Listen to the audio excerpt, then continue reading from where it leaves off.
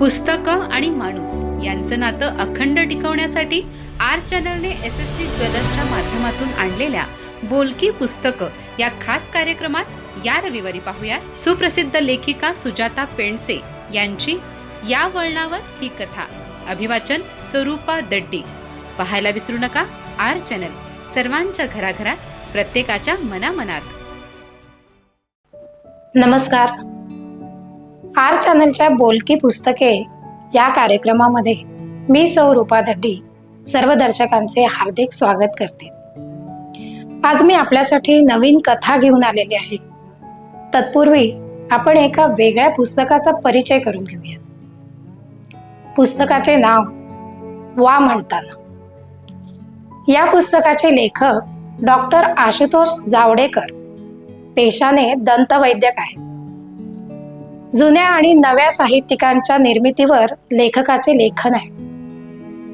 हे लेखन समीक्षात्मक आहे. सुरुवातीला वाचताना आपल्याला समजेल की नाही असे वाटत असतानाच पुस्तक मनाची पकड घेतं. याचं कारण म्हणजे यात लेखकांच्या लिखाणावर आशुतोषजी व्यक्त झाले आहेत. ते सगळेच अनन्यसाधारण असे लेखक आहेत. लेखकाने समीक्षा लेखन करताना वाचक केंद्रित लिखाण केलं आहे. ते कुठेही बोजड शब्दबंबाळ वाटत नाही. लेखकाला वाचक हा सहसर्जक वाटतो. कुठलीही चांगली गोष्ट पाहिली, एखादी छान धून ऐकली, सुरेल गाणं ऐकलं की सहजच तोंडातून वा हा उद्गार निघतो. तो क्षण महत्वाचा असतो. असे क्षण आयुष्यात अनेकदा येतात. या सगळ्या क्षणांचं एकत्रीकरण म्हणजे वा म्हणताना. समीक्षा लेखन करताना वाचक हे मित्र बनून लेखकाच्या डोळ्यापुढे येत असतात. लेखक सांगतात, कट्यार काळजात घुसली चित्रपटातील गाण्यासाठी शंकर महादेवांची मुलाखत घेतली तेव्हा त्याने म्हटलं होतं, आज शांती असली की सारी निर्मिती सहज होते. आणि मग ध्यानात येतं की तो शांतवणारा क्षण रसिकांपर्यंत पोहोचतोच. कधी आवडीचे पुस्तक वाचताना, कधी गाणं ऐकताना, कधी निसर्गाचे मोहक रूप पाहताना आपल्या अंतर्मनातून वा हा उद्गार निघतोच. तोच खरा वा म्हणतानाचा शांततेचा सूर असतो. या पुस्तकात एकूण 30 वैचारिक लेख आहेत. यामध्ये अनेक प्रतिभावंतांच्या साहित्याचे वैचारिक अभ्यासपूर्ण लेखन आहे. त्यात गौरी देशपांडे, शांताबाई शेळके, कवी ग्रेस, कवी मंगेश पाडगावकर, पु. शी. रेगे, फास्टर फेणेकर, भा. रा. भागवत, सुनीताबाई देशपांडे, लंपनची गोष्ट, विश्राम बेडेकर इत्यादी यादी खूप मोठी आहे. शेवटच्या मनमंदिरा या लेखात लेखक म्हणतात, समीक्षा म्हणजे आस्वादाचा अभ्यास आहे. अभ्यास न करताही उत्तम कविता, गीत तुम्हाला वा म्हणायला लागतं. मग अभ्यासाने त्यातील बारीक सारीक पैलू दिसू लागतात आणि वा म्हणायच्या शक्यता दुणावतात. दुर्दैवाने अभ्यासात मध्येच हरवून गेलं की तो आतला रसिक मनाच्या तळघरात चिडीचुप्प निघून जातो आणि उरतो तो फक्त काथ्याकोट, समीक्षा नाही. त्यांच्या समीक्षात्मक लेखनात जिवंतपणा आल्याचे श्रेय ते वाचकांना देतात. आणि आता निरोप घेण्याचा क्षण खरोखरच अवघड असतो. पुस्तक संपलं तरी तुमचं माझं वा म्हणायचं थांबायचं नाही. थांबणार नाहीच. रसिकता आणि निर्मिती ही वर्धित होणारी गोष्ट आहे. मनाचं मंदिर तेजाने उजळून घ्यायचं असेल तर साधक व्हायला हवं. रसिकतेची साधना करायला हवी. निर्मिती होईल आपोआप. पूर्वग्रह दूर ठेवायला हवे. मग जो मुखातून, देहातून, प्राणातून वा उमटेल तो ओंकारा समान लखलखीत असेल. धन्यवाद. आता आपण आपल्या कथेकडे वळूयात. कथेचं शीर्षक आहे या वळणावर. लेखिका आहेत सौ Sujata Pramod Pendse, BA journalism, MA Marathi. दैनिक पुढारी कोल्हापूर येथे 25 वर्षे पुरवणी संपादनाचा अनुभव. विविध मासिके, वृत्तपत्रे, दिवाळी अंक यांमधून कथा, कविता, ललित लेखन असे विपुल लेखन केलेले आहे. शिशिर फुले हा काव्यसंग्रह, जिवंत हुतात्मा या पुस्तकाचा मराठी अनुवाद, आरसा, रीतभात असे ललित लेखसंग्रह, पद्मबंध हा कथासंग्रह, तसेच कविता महजूरच्या या सुप्रसिद्ध काश्मीरी कवी महजूर यांच्या कवितांचे मराठी अनुवाद त्यांनी केलेले आहेत. घरौंदा.com हा कथासंग्रह लवकरच प्रकाशित होत आहे. या वळणावर सुलभा दाराच्या बाहेर पडून कुलूप लावायला लागली तोवर मंजिरीची हाक ऐकू आलीच. सुलभा, अगं आवरलं का?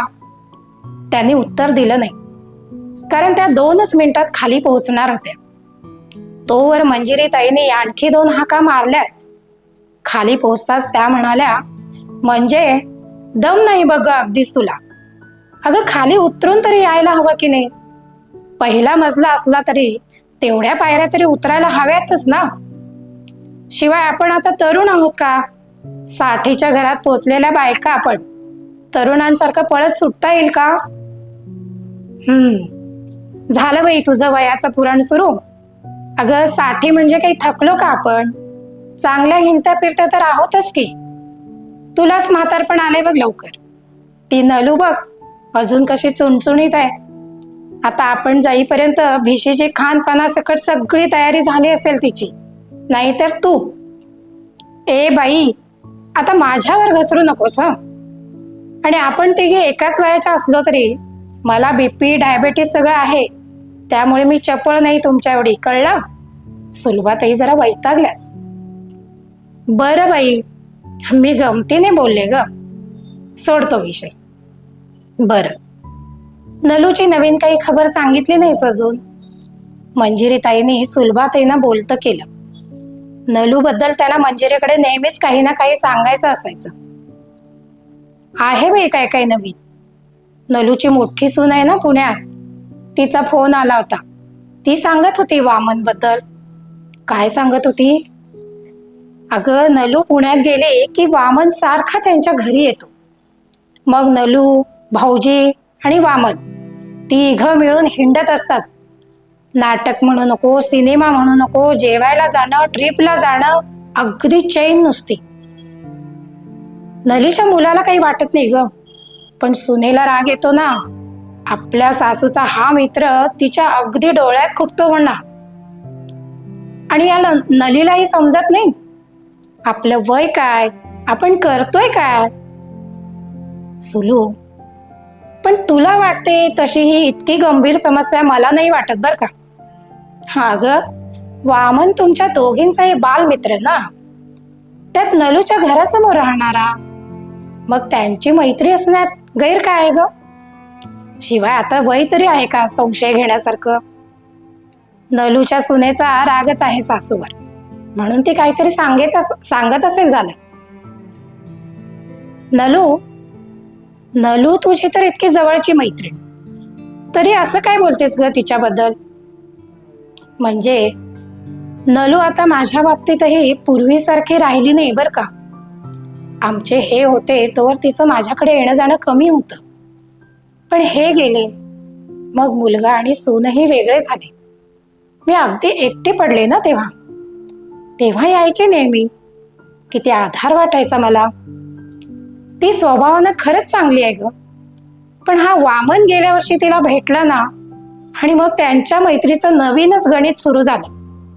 आणि आमच्या मैत्रीत मात्र अंतर येत गेलं. आता तिची वामनशीच गट्टी जमलीये पूर्वीसारखी म्हणजे? अगं, आम्ही तिघे एकाच शाळेत होतो. वामन तिच्या घरासमोर राहायचा, मी पलीकडच्या गल्ली. आमचं बालपण एकत्र खेळण्यात गेले. पुढं ती आणि मी एकाच कॉलेजमध्ये शिकलो. लग्न झाले आणि पुन्हा आम्ही एकाच गावात आलो. आणि वामन नोकरीच्या निमित्तानं पुण्यात स्थायिक झाला. नलू पुण्यात मुलाकडे जातेच ना अधूनमधून. तिथं गेल्या वर्षी तिला वामन भेटला. मग त्यांचं येणं जाणं सुरू झालं आणि ती मला विसरलीच जणू. पहिल्यांदा वामन बद्दल काही ना काही सांगायची, पण आता मला आवडत नाही हे कळलंय की काय कुणास ठाऊक. त्यांच्या प्रोग्राम्स बद्दल एक शब्दही बोलत नाही. बरं, हा आमचा दोघींचाही मित्र ना, पण माझ्याशी अगदी जुजबी बोलतो आणि नलीच्या मात्र मागे मागे असतो. अच्छा, म्हणजे त्यानं नलू एवढंच चांगलं तुझ्याशी वागावं असं तुला वाटते तर, आणि ते तो करत नाही म्हणून तू एवढी चिडतीयस का? मंजिरीताईंनी सुलभाताईच्या पाठीवर ताप मारत हसत हसत विचारलं. ए नाही बाई, मला काही असल्या मैत्रीची हौस नाही. लोकांनी नावं ठेवण्याएवढी मैत्री हवी कशाला म्हणते मी. पण नलूचं असं गुपचूप भेटणं लपवणं हे चांगलं आहे का? संशयाची सुई आपल्याकडे वळावी असं आपण वागावंच का म्हणते मी. जाऊ दे ग, तू तरी तोच विषय धरून बसतेस बघ. सोड तो विषय. बोलता बोलता नलूचं घर आलं, पण आता तिथं काही बोलू नकोस म्हणजे झालं. त्या दोघी नलूताईंच्या घरी पोहोचल्या. नलू अगदी टापटिपीची बाई. त्यांचा छोटेखानी बंगला आहे. त्याच्या पुढे छोटीशी बाग.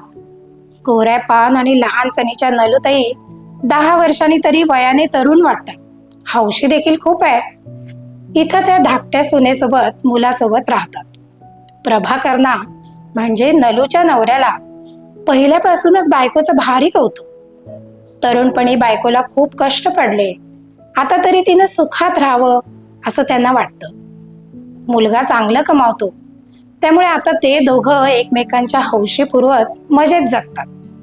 नलू स्वभावाने मोकळी आणि खूप उत्साही आहे, त्यामुळे ती वेगवेगळ्या ग्रुप्समध्ये नेहमी बिझी असते. नलूताईच्या घरी जाता जाता मंजिरी विचार करत होती. खरंच सुलू म्हणते त्यात काही तथ्य असेल का? नसावंच बहुतेक. सुलूला नलूचा किंचितसा हेवा वाटत असेल का? शक्यही आहे. खरं तर दोघी खूप चांगल्या मैत्रिणी, पण सुलू जरा भावनेने जास्त विचार करते. स्वभावाने साधी सरळ आहे. नवरा गेल्याने आधीच हळवी झालेली, त्यात मुलानं सुनेनं वेगळं बिराड केलं, मग आणखीनच हळवेपणा आलेला. मुलगा ज्या दिवशी दुसरीकडे राहायला गेला तेव्हा किती रडली होती आपल्यासमोर. माझं काय चुकलं म्हणून विचारत होती. पण 2 पिढीतलं अंतर काही वेळा माणसानं तोडतं, तसंच तिच्याही बाबतीत झालं. विचारच नाही जुळले की माणसानं वेगळं व्हावंच लागतं. मुलगा गेल्यावर नलूनं तिला आधार दिला. सारखी जायची सुलूकडे, पण वामन भेटल्यावर नलूही दुरावली. वामनमुळे नलूनं आपल्यावरची माया कमी केली म्हणूनही काहीसा राग असावा त्यांच्यावर. त्यांची मैत्री तर तिला फारच खुपते. दरवेळी तिच्याकडे गेल्यावर हा विषय निघतोच. मंजिरीताईंना खरं तर सारखा हा विषय काढलेला नाही आवडत. त्या सुलूला एकदा स्पष्ट म्हणाले, सुले, तू कशाला त्या दोघींच्या भानगडीत पडतेस ग?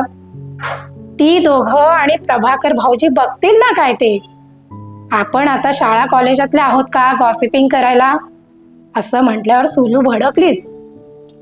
तुला काय वाटतं, मी माझ्या इतक्या चांगल्या मैत्रिणीबद्दल अफवा पसरेन काय?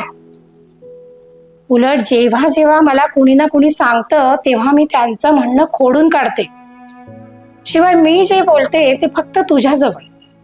आपल्या मनातलं बरं वाईट माणसाला बोलावंसं वाटतंच ना. शिवाय त्यांच्या मैत्रीचा एक धागा असा आहे की तो मला माहिती आहे पण तुला माहित नाही. आता हे आणि काय नवीनच? मंजिरीताईंनी या आश्चर्यानं विचारलं. अगं, आम्ही दोघे एकाच कॉलेजमध्ये होतो. तेव्हा वामन वेगळ्या कॉलेजमध्ये होता, पण भेटायचं आम्हाला. आम्ही तिघं मग कधीतरी कॅन्टीनमध्ये गप्पा मारायचो, भटकायला जायचो, क्वचित सिनेमाला सुद्धा जायचो. म्हणजे वामन आमच्या सोबत असतो हे घरी कुणाला माहितीच नसायचं. आम्ही दोघी कायम एकत्र असल्यामुळे तसा संशयही कुणाला यायचा नाही. मग एकदा तर गंमतच झाली. काय? सुलूताईच्या उत्तेजित झालेल्या चेहऱ्याकडे पाहत मंजिरीने विचारलं. एकदा असंच आम्ही कॅन्टीन मध्ये बसलो होतो. मला अजूनही तो दिवस चांगलाच आठवतो. सूर्यास्ताची वेळ होती. आम्ही कॅन्टीनला गप्पा मारत बसलो होतो. वामन काही ना काही सांगून आम्हाला हसवत होता. वामन पहिल्यापासूनच गप्पिष्ट आणि हौशी. ज्यात त्यात त्याला रस होताच. असं बोलता बोलता तो एकदम म्हणाला, नलू, मला तुला काहीतरी सांगायचंय. सांग की रे, परवानगी कधीपासून मागायला लागलास? नलू म्हणाले. माझ्याशी लग्न करशील? आम्ही दोघे एकदम अवाकच झालो. नलूलाही काय बोलावं ते सुचेना. काही वेळाने ती म्हणाली, अरे वामन, मी कधी असा विचारच नाही केला रे. आणि तू एकदमच. नलू, मग आता विचार कर. मला गरज आहे ग या नात्याची. बघते काय ते. मला आता तरी काही सुचत नाहीये. आम्ही दोघींनी मग तिथून पळच काढला. कारण नलूला खरंच काही सुचत नव्हतं. मग पुढे काय झालं? मंजिरी ताईंनी विचारलं. कुठलं काय? वामनला हवं तसं पुढे काहीच घडलं नाही. बावळट नलूनं हे सगळं सरळ घरी जाऊन सांगितलं. तिला एकदम भीती वाटली ग. बाबांना हे बाहेरून कळलं तर आपली काही खैर नाही. त्या काळात आपण मुली आजच्या मुलींसारखे धीट नव्हतो ना. पालक म्हणतील ते गप्प ऐकायचो. मग मंजिरी ताईंनी अधीरपणे विचारलं. मग काय? नलून सांगताच नलूच्या बाबांनी तिला वेड्यातच काढलं. शिक्षणाचा पत्ता नाही, मुलगा काही मिळवत नाही, तेव्हा हे सगळं खूळ डोक्यातून काढून टाकायची ताकीदच दिली तिला. आम्ही मोठी माणसं सगळं बघायला समर्थ आहोत, असाही दम दिलावर. वामनलाही घरी बोलवून खडसावलं. नाही त्या वयात नाही ते विचार करतोस, तुझ्या वडिलांनाच सांगतो असं म्हटल्यावर तोही झटपटलाच आणि गप्पच बसला. मग हे प्रकरण तिथंच मिटलं, जे आता इतक्या वर्षांनी परत सुरू होतंय. सुलू, आता याला प्रकरण वगैरे म्हणणं मला तरी बाई बरोबर वाटत नाही. मग याला काय म्हणायचं? ही काही निखळ मैत्री आहे का? तुम्हाला इतरांना ती मैत्री वाटत असेल, पण वामनचं तिच्यावर प्रेमच आहे. मग अगं, पण आता या वयात हे प्रेम बिम कुठे काय? ते आपल्याला कळतं, वामनला आणि नलीला ते कळायला नको का? लोकात सारखी चर्चा होते ना, बरं वाटतं का ते ऐकायला? प्रभाकर भाऊजींना हे कसं काय चालतं याच मला आश्चर्य वाटतं. मी तर एकदा विचारणारच आहे त्यांना. सुलू, हे मात्र अति झालं हं. आता हे असले उद्योग तेवढे करू नकोस म्हणजे झालं. उगीच काट्याचा नायटा व्हायला नको. म्हणजे काटा आहे हे तर तुला मान्य आहे ना? नाही, सुलू, हा विषय डोक्यातून काढून टाक. आपल्यात ठीक आहे ग. उगीच वाढवून त्याचा इश्यू नको करायला.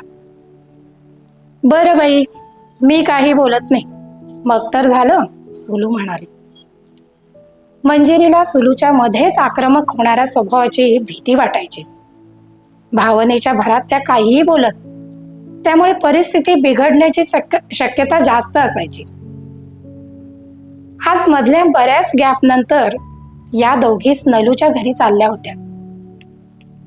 मध्ये मंजिरीच्या सुनेचं आजारपण झाल्यानं आणि सुलूताई परगावी गेल्यानं त्यांचं भेटणंच थांबलं होतं.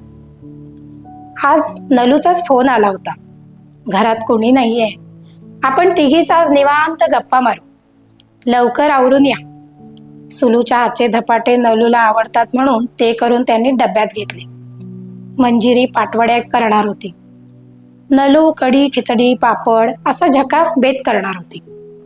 खूप दिवसाने एकत्र दिवसभर गप्पांचा फड रंगणार होता. अशा वेळी त्या इतर मैत्रिणींना बोलवत नसत. या तिघींचं जरा जास्त मेतकूट जमत होतं, त्यामुळे आज त्या खुश होत्या. नलूताईच्या दारात जाऊन त्या बेल वाजवणार इतक्यात आतून हसण्याचा पुरुषी आवाज ऐकून क्षणभर थबकल्याच. नलूकडे अचानक कुणी पाहुणे आले की काय असं वाटून त्याने दारावरची बेल वाजवली. प्रभाकरने दार उघडलं. त्यांना पाहताच आश्चर्यचकित झालेले चेहरे बघत ते म्हणाले, अरे अशा काय पाहताय? मी माझ्याच घरात आहे. फक्त उद्या परत यायच्या ऐवजी आज आलो, इतकंच. या आत या. काहीशा हिरमुसल्या होऊन त्या आत आल्या. आज त्यांचा निवांत गप्पांचा प्लॅन फिसकटला होता. त्या दोघी सोफ्यावर बसल्या. तितक्यात नलू आतून बाहेर आली. म्हणाली, बसा ग, चहा आणते. तितक्यात प्रभाकर म्हणाले, चहा करणारच आहेस तर मला आणि वामनलाही कर. तो बघ वर बसून चहा मिळेल का असं ओरडतोय मघापासून. तो तर वेडाच आहे आणि तुम्ही चहा बाज. करते चहा म्हणत हात झटकत लटक्या रागाने नलू आत निघून गेली. मंजिरी आणि सुलभा एकमेकींकडे पाहतच राहिल्या. सुलूच्या चेहऱ्यावरचे भाव, कपाळावर असलेल्या आठ्या मंजिरीने पाहिल्या. वामन इथे आलेला सुलूला अजिबात आवडलेलं नव्हतं. तिला राग आलेला स्पष्ट दिसत होता. मंजिरी ताईने सुलूच्या हातावर किंचित थोपटून सबुरीचा इशारा दिला. नलूनं चहा आणला. त्याबरोबर प्रभाकरने वामनला हाक मारली. अरे वामन, चहा झालाय, खाली येतोस की वर पाठवून देऊ? वरच पाठवता का प्लीज, वामन म्हणाला. प्रभाकर मग नलूला मिश्किलपणे म्हणाले, जा ग, त्याला दे जा चहा, मी इथेच बसतो. तुझी हरकत नसेल तर तुझ्या या मैत्रिणींशी गप्पा मारतो जरा. नलू चहा घेऊन वर गेली. त्याबरोबर सुलूच्या कपाळावरच्या आठ्या वाढू लागलेल्या पाहताच मंजिरीनं तिच्या हातावर हात ठेवून गप्प राहण्याची खूण केली. पण सुलूचा पारा एकाएकी चढलेला तिला जाणवला. तेवढ्यात प्रभाकर म्हणाले, मग काय म्हणता? तुमचा स्पेशल बेत बारगळला आज आमच्यामुळं. नाही, ठीक आहे, पुन्हा करता येईलच की कधीतरी, त्यात काय एवढं, मंजिरी म्हणाली. हो, तेही खरंच. आमच्या नलूला आवड आहे बर का, सगळ्यांचं सगळं मनापासून करते, खोटं नाही त्यात, प्रभाकर हसत हसत म्हणाले. हा हा, हो, पण त्याचा गैरफायदा घेतात लोक. आत्ताच बघा ना, त्या वामनला खाली घेऊन चहा घ्यायला काय झालं होतं? ही गेली वर चढून. सुलूताई तणतणल्याच. तो वर तिचीच काही जुनी पुस्तकं बाइंडिंग करत बसलाय म्हणून गेली ती वर, नाहीतर ती असं कोणाचं ऐकत नाही बर का. तशी दोघं भांडतातही खूप, पण पुन्हा एक होतात. मला ना या बालमित्रांची खूप गंमतच वाटते, प्रभाकरराव म्हणाले. हो, पण सगळे गमतीनं घेत नाहीत मजेत तुमच्यासारखं. नावं ठेवणारी माणसंही खूप असतात. सुलूनं विषयाला हात घातलाच. म्हणजे भाऊजी, आज विषय निघालायस म्हणून स्पष्टच बोलते. मला खूप दिवसांपासून तुम्हाला विचारायचंच होतं. या दोघांची ही मैत्री, त्यात तुमचं एकत्र हिंडणं फिरणं, हे सगळं तुम्ही जितक्या लाईटली घेता ना, तसं इतर लोक घेत नाहीत. जाऊ दे हो, लोकांचं काय एवढं, मला काही वाटत नाही त्याचं. हो, पण मला वाईट वाटतं ना, माझ्या मैत्रिणीबद्दल वाईट साईट बोललेलं, तेही या वयात. ऐकवत नाही मला. केव्हापासून तुम्हाला विचारणारच होते की तुम्ही या मैत्रीवर थोडीशी बंधनं का नाही घालत. लोकांच्या नजरेला खटकणाऱ्या गोष्टी आहेत त्या. सुलूताई भराभर बोलून आपल्या भावनांना वाट करून देत होत्या. प्रभाकर मोठ्यांदा हसले, म्हणाले, अच्छा, म्हणजे नलू आणि वामन यांच्या मैत्रीबद्दल आजही या वयात गॉसिपिंग चालतं वाटतं. सुलभाताई, अहो, आपण वयाच्या कुठल्या टप्प्यावर किती पुढे आलोत. समंजसपणा, परिपक्वता आता तरी या वयात तरी हवी की नको? अहो, किती निखळ निर्मळ मैत्री आहे त्यांची. दोघं किती जपतात एकमेकांना, तसंच मलाही जपतात. आमची तिघांची मैत्री आहे बर का. त्यात त्या दोघांची थोडी खास आहे, कारण बालपणापासून ते ओळखतात एकमेकांना. त्यांचं अगदी मेतकूट आहे बर का. हा, त्याला कारणही तसंच आहे. तुम्हाला ठाऊक नसेल कदाचित. पूर्वी त्यानं तिला, सुलूताई आपलं म्हणणं मांडायची संधी शोधत बोलल्या. हो हो हो, माहिती आहे मला. 40 वर्षापूर्वी त्याचं प्रेम होतं तिच्यावर. त्यानं प्रपोजही केलं होतं नलूला. सुलूताई, इतक्या वर्षात कुठून कुठे आलो आपण. आणि ती गोष्ट जी तरुण अल्लड वयात कुणाच्याही बाबतीत घडू शकते ना, प्रेम वगैरे, तीच धरून आपण आजही बोलायचं का? त्याचा तिचा दोघांचाही सुखी संसार आहे. आपल्या संसारात मुलाबाळात खुश आहेत दोघं. बऱ्याच खास कळग्यातून जाऊन त्यांच्यातलं नातं आता निरभ्र झालंय. मी खूप जवळून क्षणोक्षणी पाहतो त्यांना. अगदी लहानपणासारखं निखळ पाणीदार नातं ते ज्या पद्धतीनं जपतात ते पाहून मला खरंच आनंद वाटतो. इतकं चांगलं नातं निभावणं मलाही कदाचित जमणार नाही बरं का. लोक काहीही म्हणू देत किंवा लोक काहीतरी म्हणतच असतात. I don't care. उलट अशा चांगल्या निखळ मैत्रीच्या आड निदान मी तरी येणार नाही. माझी तुम्हाला विनंती आहे की तुम्हीही या, आमच्यात सामील व्हा, पारखा त्यांना स्वतःलाही, आणि मग मला सांगा, मैत्रीचे दुर्मिळ धागे प्रत्येकालाच लाभत नाही तो. त्यांच्या सुदैवाने त्यांना ते लाभलेत तर एन्जॉय करू देत ना.